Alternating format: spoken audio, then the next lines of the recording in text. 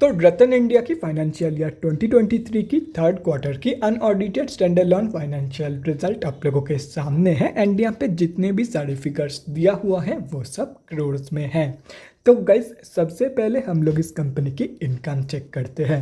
तो दिसंबर 2022 के क्वार्टर में कंपनी ने अप्रॉक्सीमेटली 939.89 करोड़ का इनकम जनरेट किया है और अगर ये सितंबर 2022 के क्वार्टर एंड दिसंबर 2021 की क्वार्टर से कंपेयर किया जाए तो सितंबर 2022 के क्वार्टर में कंपनी ने अप्रॉक्सीमेटली 722.17 करोड़ का इनकम जनरेट किया था एंड दिसंबर 2021 की क्वार्टर में अप्रॉक्सीमेटली 855.18 करोड़ का इनकम।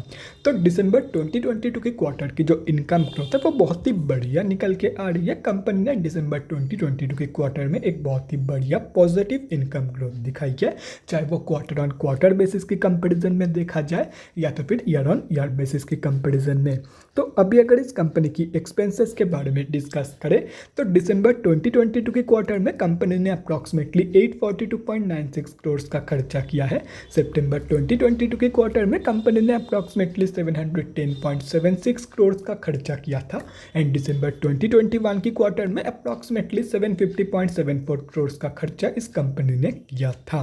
तो अभी अगर यहाँ से इन तीनों क्वार्टर्स की प्रॉफिट मार्जिन कैलकुलेट किया जाए तो दिसंबर 2022 की प्रॉफिट मार्जिन निकल के आ रही है अप्रॉक्सीमेटली 10.31%।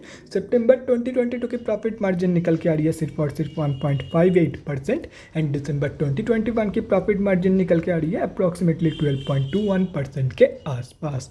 तो कंपनी की जो प्रॉफिट मार्जिन की ग्रोथ है वो क्वार्टर ऑन क्वार्टर बेसिस पे तो बहुत ही ज़बरदस्त निकल के आ रही है, लेकिन unfortunately year on year basis की जो प्रॉफिट मार्जिन ग्रोथ है वो नेगेटिव में निकल के आ रही है।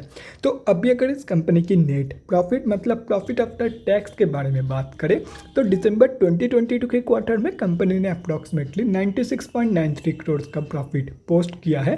सितंबर 2022 के क्वार्टर में कंपनी ने अप्रॉक्सीमेटली 11.41 करोड़ का प्रॉफिट पोस्ट किया था एंड दिसंबर 2021 के क्वार्टर में अप्रॉक्सीमेटली 104.44 करोड़ का प्रॉफिट इस कंपनी ने पोस्ट किया था।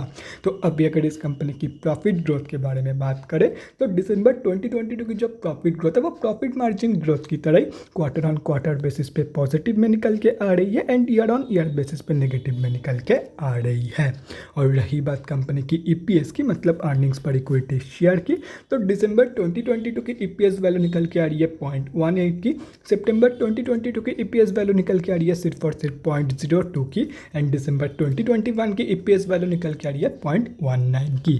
तो कंपनी की जो ईपीएस की ग्रोथ है वो कंपनी की profit and profit margin growth की तरह क्वार्टर ऑन क्वार्टर बेसिस पे पॉजिटिव में and year on year basis पे नेगेटिव में निकल के आ रही है। तो अभी अगर ओवरऑल देखा जाए तो दिसंबर 2022 के क्वार्टर में कंपनी ने तीन जगह पे नेगेटिव ग्रोथ दिखाई है। एक है ईयर ऑन ईयर बेसिस की प्रॉफिट मार्जिन ग्रोथ, एक है ईयर ऑन ईयर बेसिस की profit growth and the last one is year on year basis की ईपीएस ग्रोथ। अभी ये जो तीन नेगेटिव ग्रोथ है ये तीनों ही ईयर ऑन ईयर बेसिस के कंपैरिजन के अंदर आ रही है and end of the day ज़्यादा प्रायोरिटी दिया जाता है ईयर ऑन ईयर बेसिस के कंपैरिजन को over quarter on quarter basis की कंपैरिजन। एंड यहाँ पे ईयर ऑन ईयर बेसिस के कंपैरिजन के अंदर 4 में से 3 ग्रोथ नेगेटिव में निकल के आ रही है। तो ओवरऑल जो रिजल्ट है दिसंबर 2022 की वो slightly on the weaker side पे निकल के आ रही है।